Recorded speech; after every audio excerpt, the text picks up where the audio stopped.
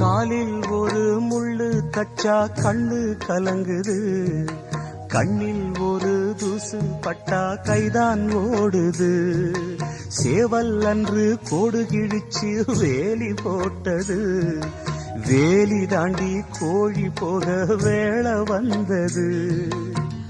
அக்கம் பக்கம் யாரும் இல்ல, ஆபத்துக்கு பாவம் இல்ல, பாசத்துக்கு சட்டம் இல்ல, மீறுவது குத்தம் இல்ல. பாசத்துக்கு ரெக்க முளைச்சு பறந்து போகுது தன்னால. சம்சாரம் அது மின்சாரம், சம்சாரம் அது மின்சாரம்.